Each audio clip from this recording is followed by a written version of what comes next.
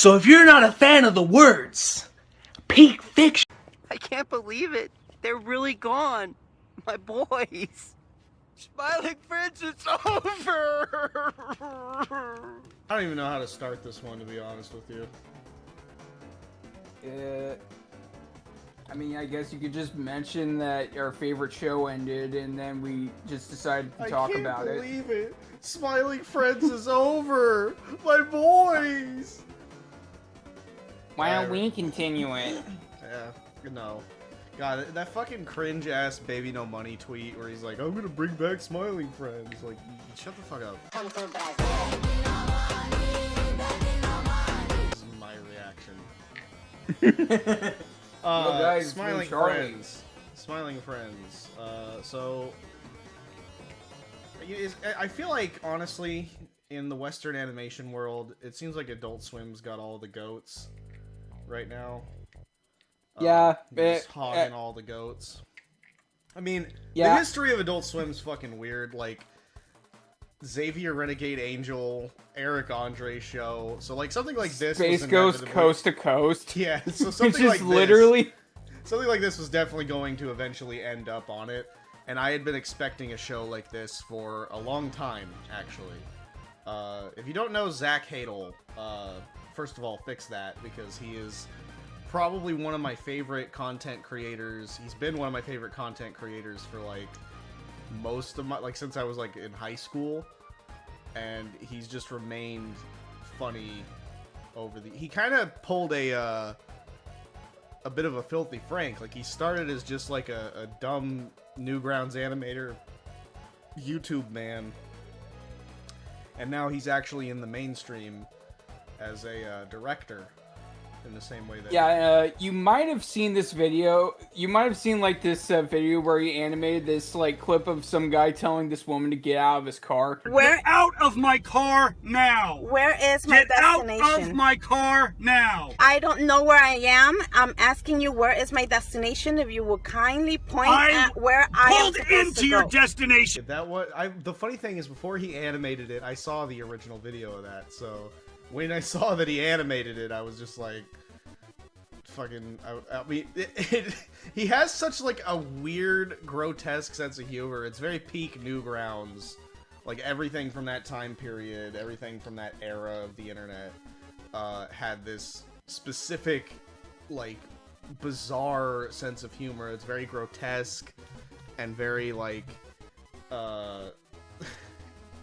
like, hard to look at. Like, look at this fucking old man with all these folds. It's very detailed and very cursed. it's the fucking video of, he had, like, a fascination with breastfeeding for a while there, which I thought was a bit... Are you hungry from your big day today?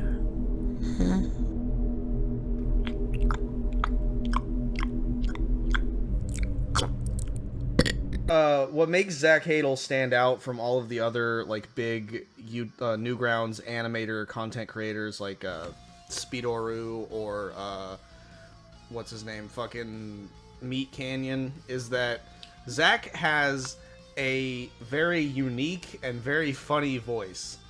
He sounds like he has, like, a lot of phlegm in his throat, and he also sounds stuffed in the nose. Yeah, and he will intentionally not get it fixed because it makes his voice hilarious. Evil Zach Hadel be like, fixes a medical issue. So I had been following his content for a really long time. Back when he was, like, really close with Chris O'Neill of Oni Plays, which he still is. He still appears on Oni Plays all the time. He and Chris originally were intending to do a show called Hellbenders. This is a story of two friends, Chris and Zach. They live in a world surrounded by not so normal things. Which was, to be honest, I mean, it was hilarious. The few episodes, which were only like 2 minutes, that they released of Hellbenders, but it was not particularly, at least conceptually, interesting, because the whole gimmick was just basically carried by their unique Newgrounds sense of humor, but the whole show itself is just like Chris and Zach, and they go on wacky misadventures, which, honestly, if you pitch an idea, like if you and I were to go to any sort of studio and be like, yeah, it's a TV show about us specifically, and we do wacky stuff, like, it's just not really... I think you're gonna get thrown out of the building. It's and not then an interesting concept.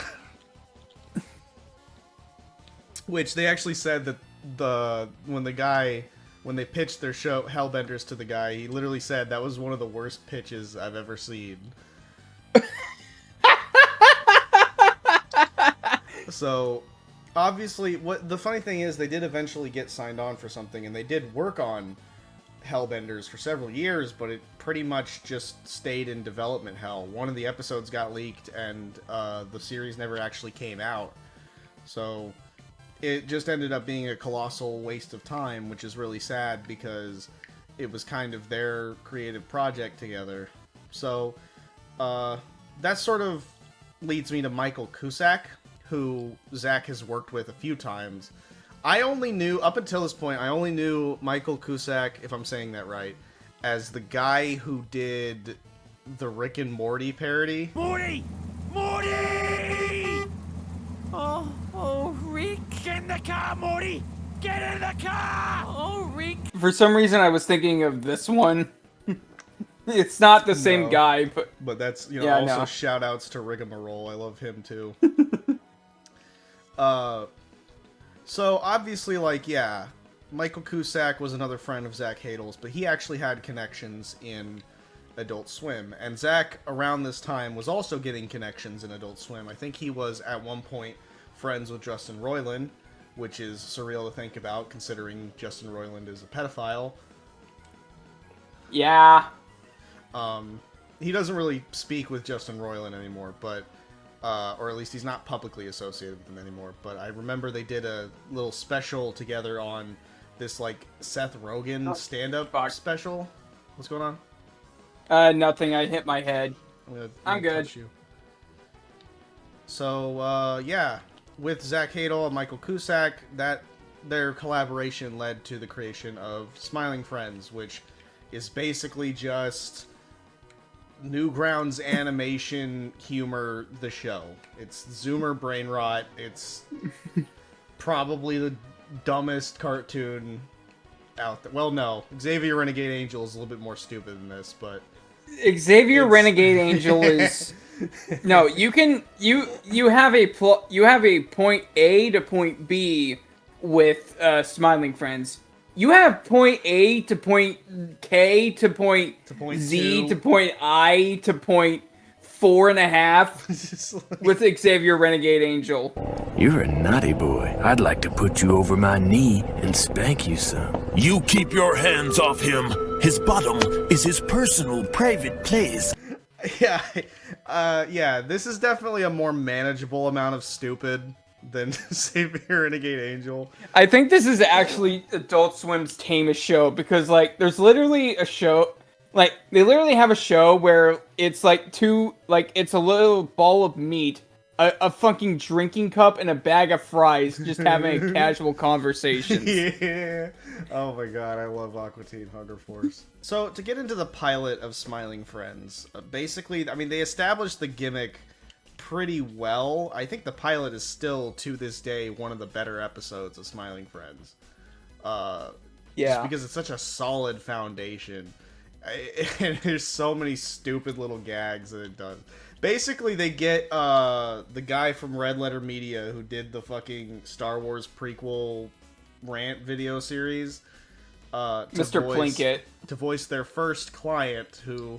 If you don't know what Smiling Friends is, it's like a corporation set in this really strange world, and the whole gimmick is it's like a company that's dedicated to making people smile.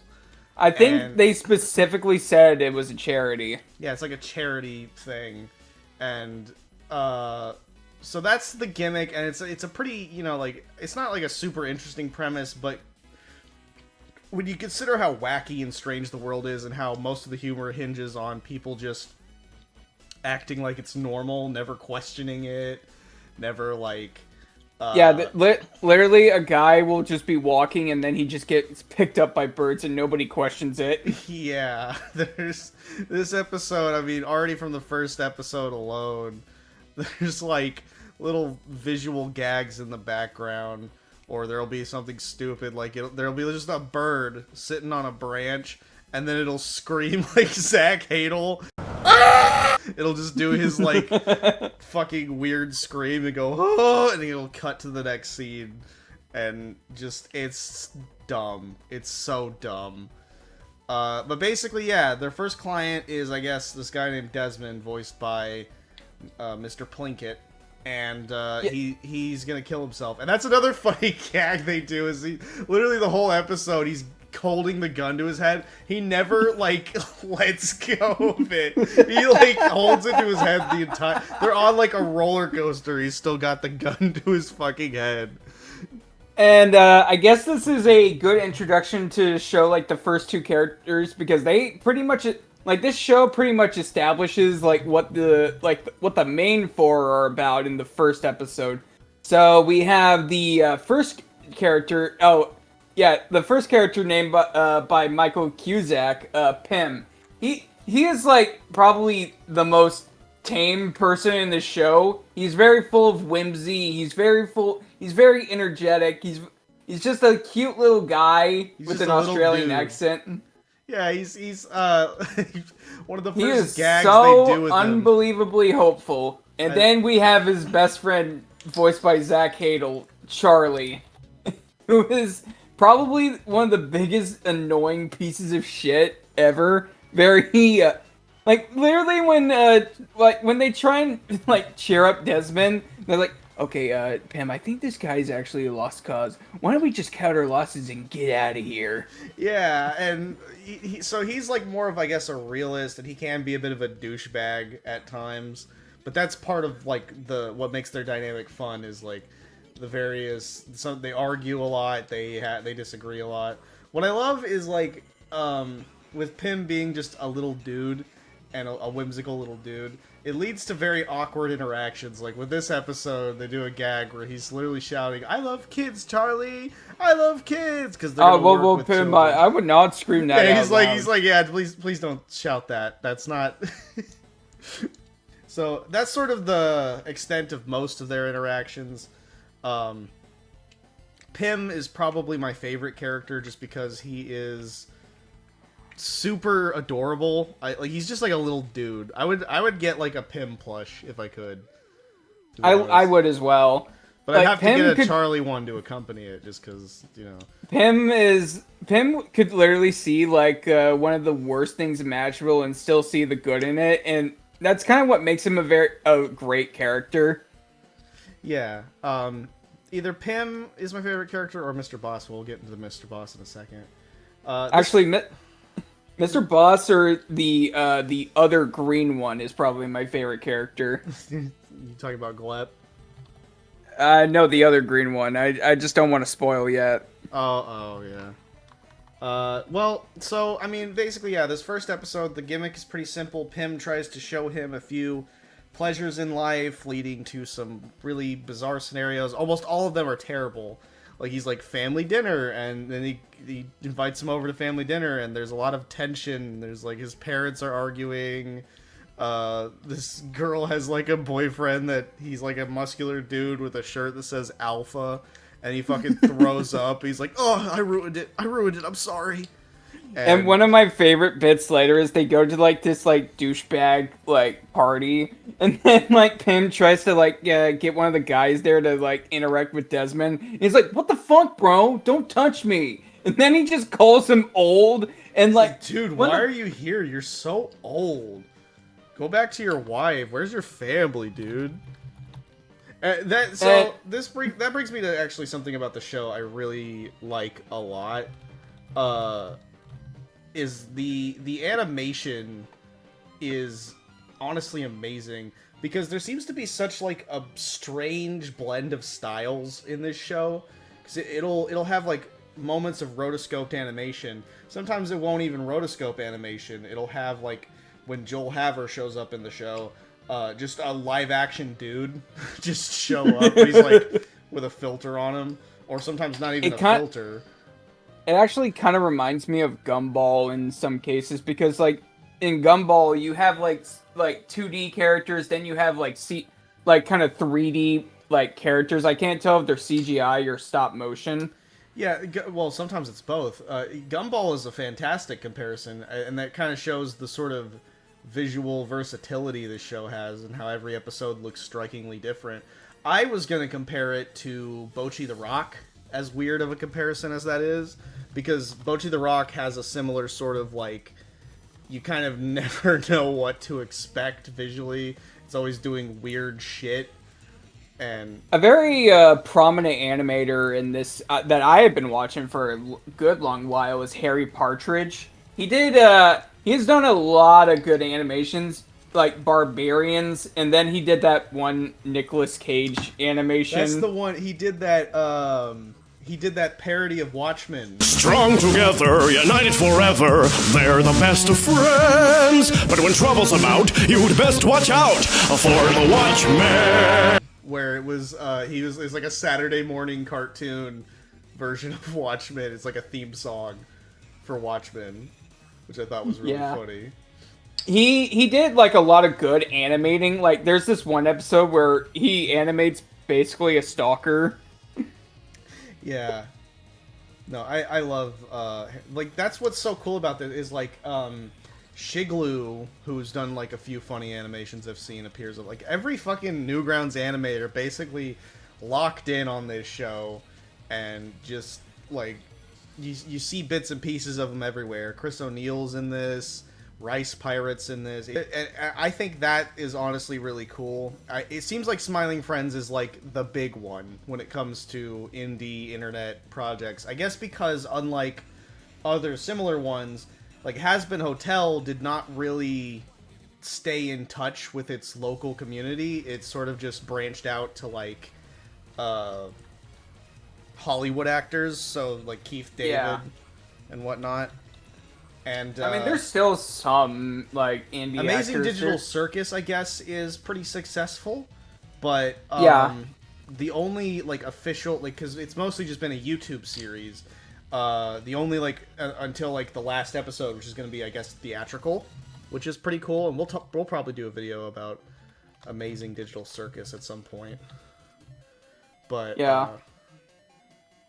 right now it seems like Smiling Friends is the big one. Because it's actually, all of it's on television, like on Adult Swim. What the fuck?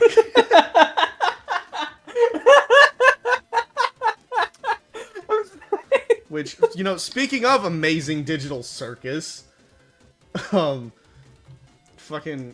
if the gifts would load, Zach Hadel appears on that too. Hey there! If you want to find my sunken treasure chest, you'll have to try better than that. Back to the episode, though. So, Pim and Charlie have been well, Charlie's barely been trying, but, like, Pim basically said, oh, well, don't you want to go to Daveland? And that didn't work, and then Desmond just has, like, this, like, massive speech on how nothing matters just because the sun's gonna explode one day. And that causes one of the best bits in the show. Yeah, like, Pim basically just, like, upon hearing all of this, just becomes completely defeated and existential, and then it's, like, Charlie's turn, and Charlie's just like, what about this bug? Like, that's pretty cool, I guess. He's like, yeah, but it doesn't make me feel better. So they're like, okay, well, you know, obviously we couldn't make you smile. Ultimately, what makes him smile in the end is, he killed... Shooting a little guy. So there was this side plot where Alan from he's like back at the office. Why did I say from Smiling Friends? Of course we're talking about Smiling Friends. Alan's back at the office, and he, like, discovers that there's like I guess a dude living in their wall who's like looking at porn. Who's voiced by one of the Stranger Things kids, which is hilarious. And he finds out he's got like a rodent problem of these weird little pink dudes, and I'm pretty like they look a lot like that one animator I showed you. What was his name? Let me look it up. I'm not... P. Finney? it looks a lot like his art style. But yeah, they just infest the place and they try to crucify Alan. He's like, I just wanted my cheese. And so when they come home to that chaos, Desmond, instead of shooting himself, shoots one of the little guys. And it felt so good that he becomes a pest control guy. And that's like turns into Saul Goodman. He looks like Saul Goodman. Yeah. It's so funny. So, I mean, it's like, it already kind of establishes the chaotic premise. Obviously, there's like a sort of wholesome element to it. So, there is sort of like a uplifting vibe, but the world is so gross and so chaotic and so strange that it's hard to really make sense of. And that remains the case for like most of the episodes. Usually how the episodes end, or like the resolution, is something very fucked happening, and that's what makes people smile. It doesn't stray away from dark concepts, but like some of the episodes are genuinely wholesome, and then some of them are just straight up horrifying. Like literally. Go ahead. I think some of the best episodes usually are the ones that do have a topic to talk about, but it's kind of the same thing with South Park. It'll talk about a topic, but will not at all take it seriously. Like, yeah, I think each of the episodes have like something they're trying to say. Like the next episode is literally Mr. Frog, which is literally about gossip culture and celebrities. It's like gossip culture, cancel culture, celebrities, and it's a lot more satirical. Where basically they're trying to help someone who is sort of beyond help. He's like a crazy, fucking weird entity creature, and fucking he's like. I mean, I can't even describe it. He doesn't even look like a frog. He's not supposed to be a frog necessarily, but he's just called Mr. Frog. And yeah, he already posted it. The fucking scenery eats the fucking, like, first of all, the baby is ugly as shit. He just it's like, I don't even know how to describe it. He's like Goldship, but worse. He's basically Goldship if he was a gag character and just an agent of chaos. It's like a mixture of Goldship and Homelander. And I guess there is like a critique of like corporations in this. Like, there's literally a clip when Mr. Frog gets canceled and they replace him with Glep. They're like, wait, why don't they like it? We wasted $250 million on this. Yeah, Glep is Glep doesn't really speak. They speak gibberish. They're like this little cute little critter, and they just say gibberish a lot of the time. Half the time they don't even do anything. But I guess they're pretty important this episode because they're trying to fill in for Mr. Frog.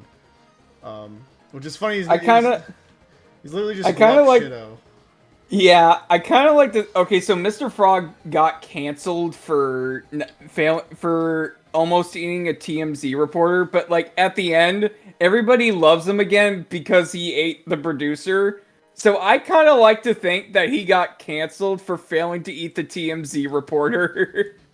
Yeah, I mean, it's kind of funny to think about. I think this episode, like, the producer literally looks like the Family Guy art style almost. So it feels like a sort of, like, jab at, like, those generic types of animated comedy shows, which Zach Hadel's gone on multiple occasions saying that he is very not fond of Family Guy's art style and animation style. Family Guy is so fucking ugly. That's sort of what makes this show, to me, like, it feels disrespectful when people compare this to Rick and Morty. Because, I mean, Rick and Morty is fine, but the animation style to this alone shows a much deeper appreciation for animation than you see in, like, most cartoons of today. I also think like, tonally, it's different from like Rick and Morty, because like Rick and Morty was satirical at times, but also took itself seriously. Smiling Friends is not taking itself seriously. Yeah, no, like Rick and Morty is more comparable to something like BoJack Horseman than it is something like this. It's like part drama, part satire. This is the definitely only thing is that Rick and Morty is like its terrible. like message is fucking insufferable. Well, this has more uplifting stuff sometimes. I mean, Rick and Morty is just sort of the boys' problem, where it just started to become a parody of itself. Yeah. With this, it's like, I mean, there's really nothing you can compare this to. The only one that really came to mind for me was Xavier Renegade Angel, and that's only just because of how outlandishly strange it is. It's so unique and different from everything else. Which is why it's like hard for me to really even pick like specific episodes to talk about, because every episode is mostly pretty solid. I think overall, I think season 1 might be the best season of the 3. Yeah. It just feels the most tight. Season 2, I think, is a little bit weaker, and season 3 kind of is a pretty strong point, but I think ultimately my favorite is season 1. But overall, I mean, it's a pretty standard comedy series. It's hilarious. The show does make me laugh. Like, it's very funny. It's just very stupid. One of my favorite episodes is like the Frowning Friends one. Yeah, it's Grim and Gnarly move in across the street, and they fucking they laugh like idiots. They're just like moo-ha-ha. It's fucking like... It wasn't even very funny. It's like some Waluigi shit.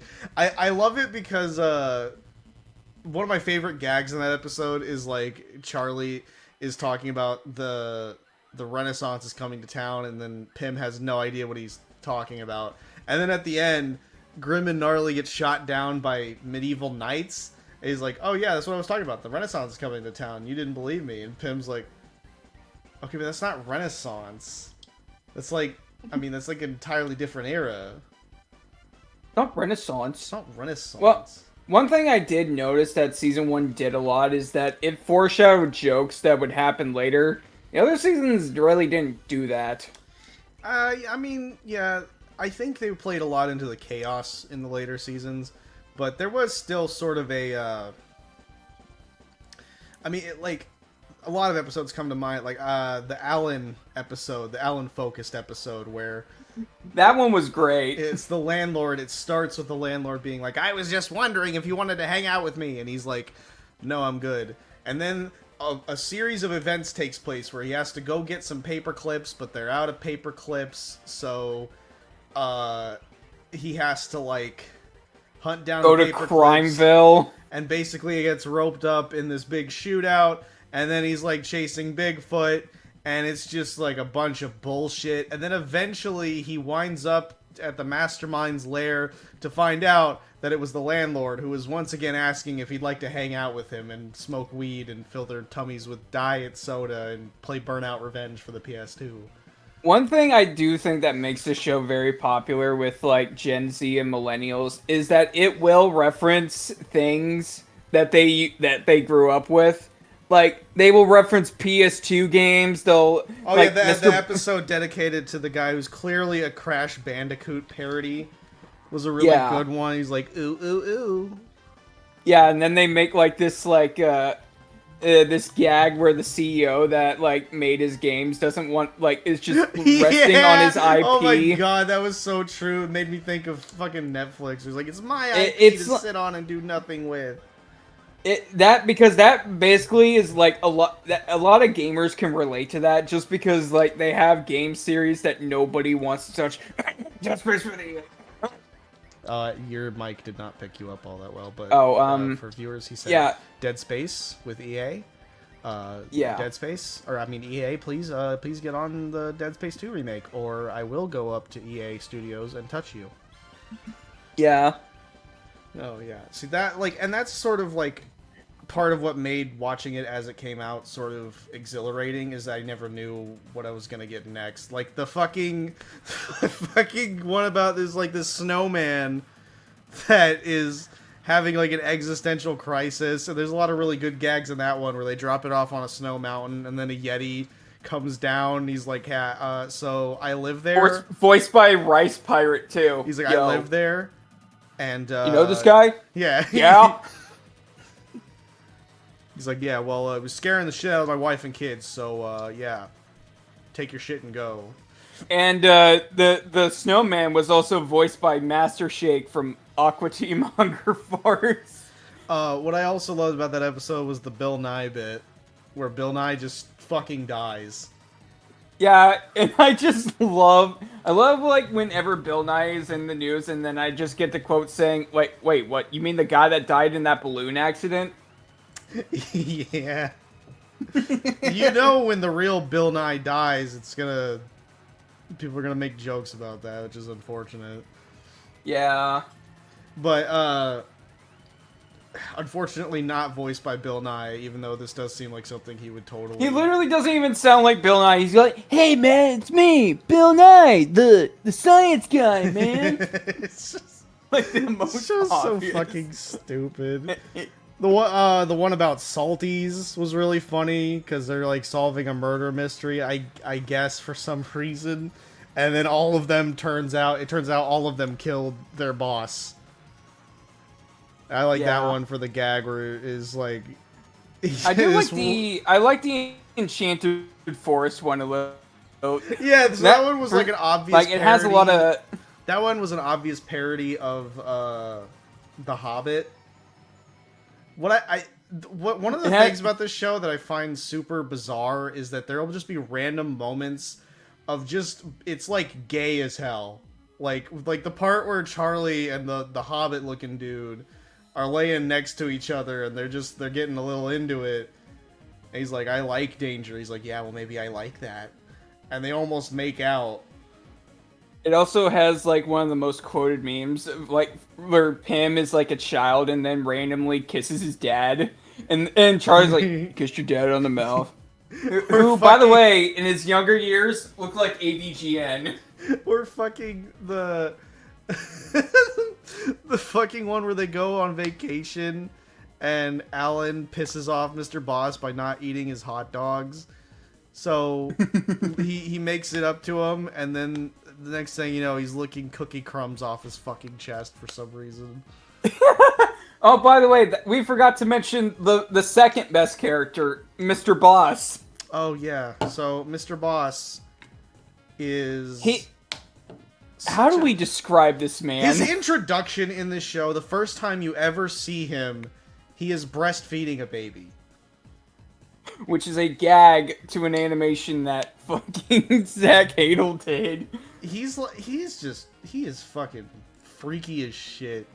He's like the most grotesque. It's so character. weird too. It's I love that every episode, like he's just doing random stupid gags, like this one where he fucking has a dog face.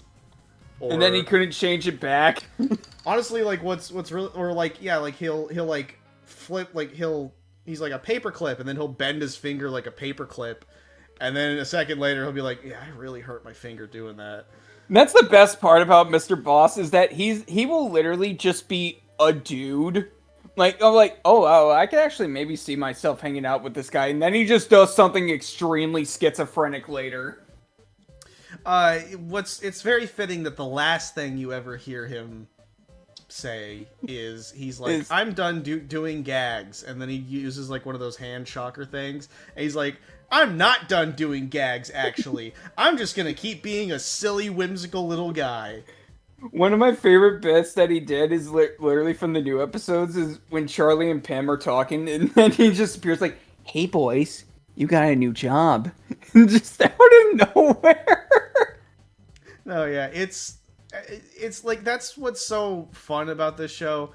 It's hard for me to even think of like a favorite, because there's just so many, like, we could honestly list like so many funny gags in this, like Mr. Boss arguing with Satan over like a territorial dispute, or like fucking most of the Halloween episode, like the fucking Eldritch Beast coming to a party, and then they're all whoa, like, dude, is that's that fucking blackface? That's blackface. or... But, like, I feel like we'd just be doing that forever, because there's so many fucking moments that are genuinely hilarious. I do want to mention one thing that I do think that makes the show really popular is that it will have collabs with like YouTube creators. Like one I was really hoping for was AVGM, but we never got it. Oh, I'm sure like, Zach and Michael were hoping for that shit too. Yeah, but like we did get Nostalgia Critic, so yeah, yeah, I forgot about that. He literally dresses up like a demon hunter. And, like, one thing I can appreciate about Doug Walker is, like, these guys, like, Zach Hadel and, like, Oni Plays have been kind of, like, poking fun at him for a few years, and then he just takes the joke like a man. That's the difference is, like, I remember Linkara got really upset at Oni for making It's me, the Lightbringer. But, Nostalgia Critic's always been chill. I think he did, like, a gag where... JonTron stabbed him to death in a video for reviewing Food Fight because they both reviewed Food Fight. What are you doing to my house? Get out of here! Get out! No, don't do it! Don't do it! Don't do it! Oh! Oh! Oh! Why are you looking at your hand while stabbing me? Oh!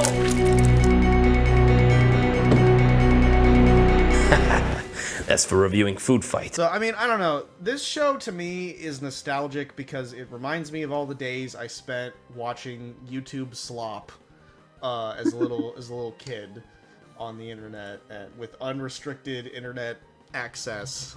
And that's sort of what makes it, like, I don't really think we're going to get a show like this ever again. Because, like, oh my god, it just crossed my mind. The fucking... Like, this show has so many insane achievements where one of the fucking episodes is, like, I guess, like, a horror scenario where this, like, old lady casts, like, a vision. She's like, if you don't be nice to me, this is what's gonna happen to you. And it's, like, a big psychedelic trip. And fucking Pyramid Head shows up. Which is wild. Like, I thought that was, like, an edited meme, because I was seeing all of the Silent Hill... pages I follow post this clip. I thought this was edited. I thought this was fake. Like, they were just making a meme. But it's real. That's actually in the episode. One of my favorite gags is that Mr. Boss, like sold all of his mom's possessions just to build a gaming PC. That's sort of what's fun, is, like, even though it's, like, over the top and strange, a lot of the jokes are down to earth and very, like, relatable. Like, a guy who kills these, like, Smurf things because he thinks their blood will help him overcome his male pattern baldness. One of my other favorite gags is, like, literally a scenario that could happen in real life where Mr. Boss finds, like, Charlie on Steam when he called out to work. Yeah. Oh my god. So, I mean, yeah, like I said, we can list, like, funny gags until we're blue in the face, but I think ultimately it's best to just, like, what are, like, your top 3 episodes if you could pick, and why? Oh, okay. The first Mr. Frog episode, this is actually hard. This is really hard. Yeah, the first Mr. Frog episode's probably a good one because, I mean, it's just ridiculous. It's, like, basically, like, the first instance where it's like, what if the guy we're helping is not worth helping? Because by the end, he literally kills someone and everybody just applauds. It's like that scene from The Boys. Yeah. Dang it, it's really hard to pick a great episode. Like a second favorite. I don't know, it's just like a lot of them are really good. Because, like, I could say, oh, maybe that one was my second favorite, but then I'll think about, like, another one. Maybe like, that one instead. Just, like, off the top of your head, I guess. Okay, I guess, maybe not the Enchant for... I guess maybe, like, the last episode. I thought that one was really good. Oh, the one with the sex The one with robot? Charlie... No, with Charlie's Oh, uncle. yeah, the one with Charlie's, like, family member... Yeah, there was, like, a whole gag. Because it's, like, a similar premise to Mr. Frog, where it's, like, we're helping a guy who sucks and is a piece of shit. Although, in this case, he's, like, an asshole to Charlie, and by the end, Charlie stands up to him. He's like, yeah, I did this so you could stand up to me. And then and then he's like, even like the sexual abuse stuff that you got accused of, he's like, oh no, that was a separate thing. And also it has like there was this gag where Alan went on a date with somebody, and then like he gets like he falls in love with this woman, but it turns out that it was his landlord the entire time. Oh my god! All right, a third one. Pick a third one. I guess the Gwimbly one. That one was pretty funny. Oh yeah, it felt like a tribute to PS1 Nintendo 64 games, which is pretty cool. I like the joke where he's like, my old friend, my old sidekick from the game, and they go and they found out he's dead. He's dead, and he's like, I'm gonna say it right now because people are too scared to say it. America has a fentanyl crisis right now, and it's just like so stupid. Okay, those are pretty good picks. If I had to pick my top 3, it's a little hard because part of me wants to say the UFO episode just because of the flat Earth gag at the end, but I'm probably not going to pick that one. I think my favorite episode, weirdly, it might be The Boys Go to Brazil, because the whole gag of that episode is I really thought they were going to go to Brazil, but instead it's just this long, drawn-out situation where they're at the airport and Pym forgot to book a hotel. And the whole thing is like this natural, like... this feels like something that would have happened to Zach and Michael, and they just decided to turn it into an episode. Because it's like Mardi Gras, and there's no hotels available, and they didn't book a hotel, so they're stuck at the airport. And there's like this part where they call Mr. Boss, and it's the most normal Mr. Boss has sounded in the whole series. Yeah. So that one's really good. I really liked the one that has Joel Haver, because that's the one with the doctor who I guess is like infusing DNA into eggs. Oh yeah, that was good. That one for some reason I quote that bit a lot. Yo, I'm trying to watch TV. Yeah, he's like incredibly loud. He's like doing his evil laugh, and then this fucking live action guy with a weird filter over him steps out. He's like, yo, Vanessa's over. I'm trying to watch a romantic comedy.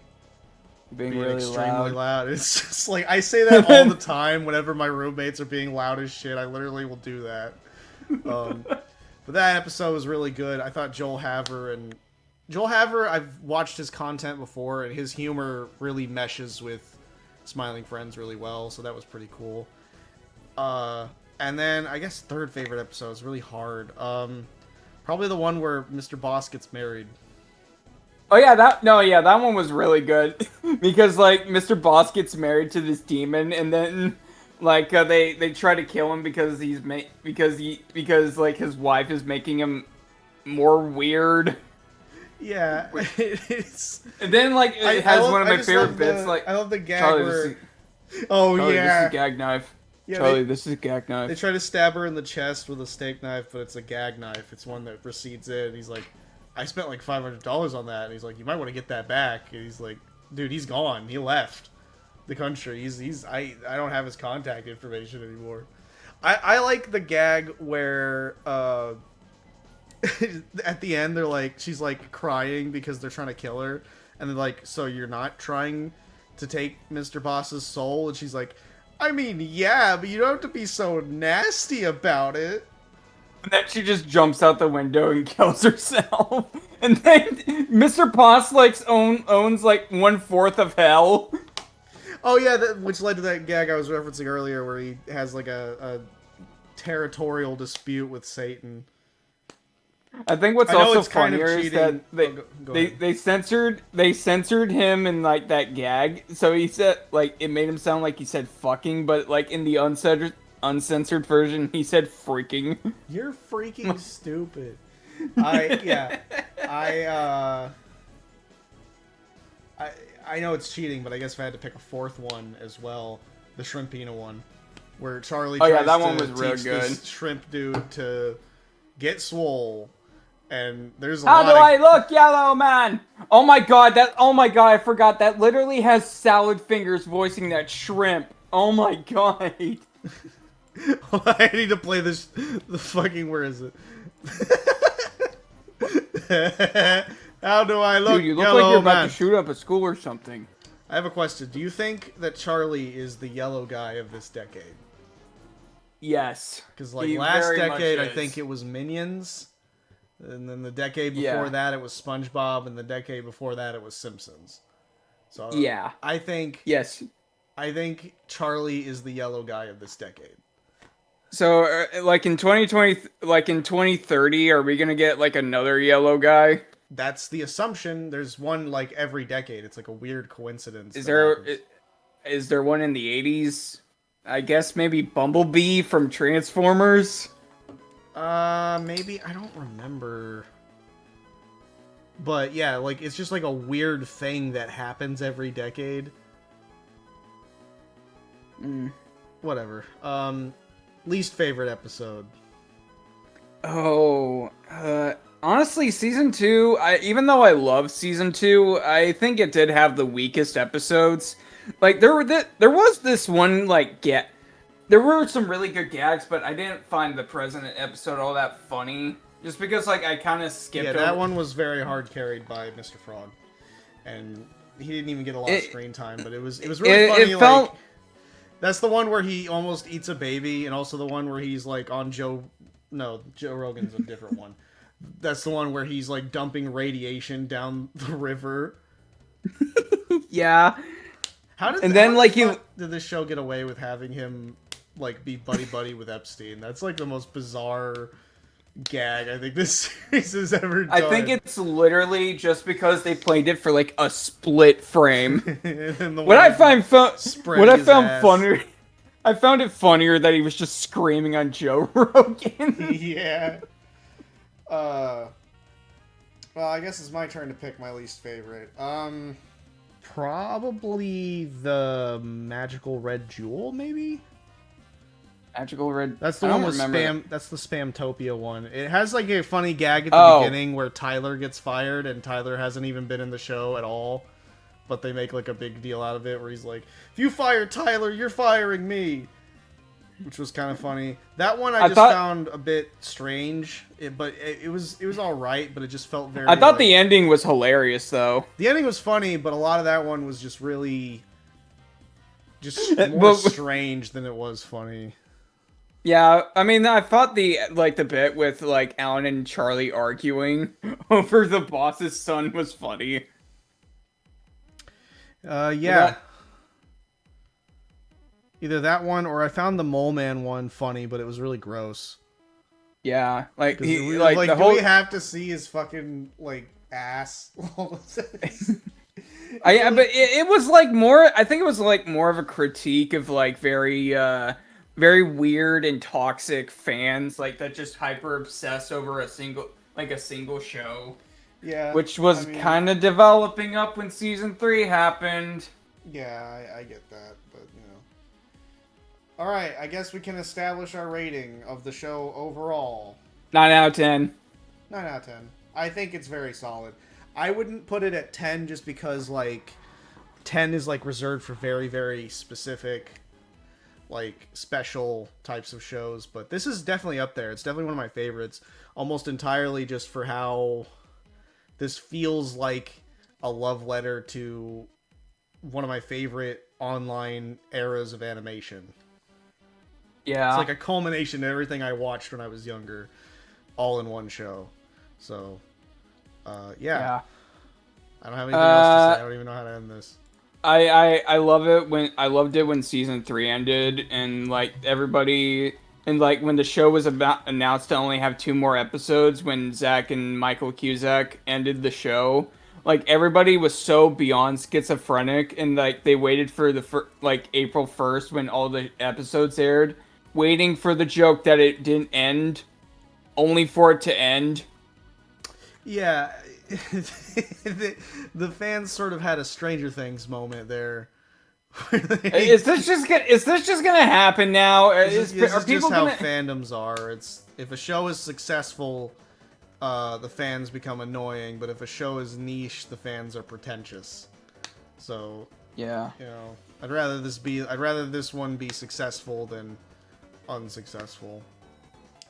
But yeah, Yeah. like I said, I mean, it's just like a nice little love letter to internet culture and internet humor and nostalgia. Feels very nostalgic for that much is. I think I miss Smiling Friends.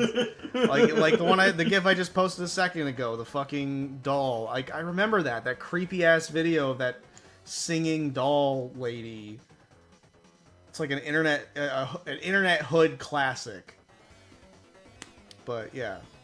So overall, 9 out of 10, solid show. Zach Hadel, whatever he does next, I am down for. I would not be, I mean, I'd be a little upset, but I would not be upset if they didn't make any more, and this was just what we got, because I think what we got was pretty good. But I think they said they're willing to return. They're just burned out. So this is the end, as far as we know. Now, yeah. Which I think is respectable. It already makes this show way better than most other, because like the whole reason Family Guy suffers is because it got milked into oblivion when the magic was already lost. Is Seth MacFarlane even writing the show now? No, he's just the voice now. That's why Makes it's gotten sense. so bad, because Seth MacFarlane actually is a good writer, based on The Ted Show and American Dad. Yeah. But yeah, so yeah, Smiling Friends. I'm gonna end the podcast.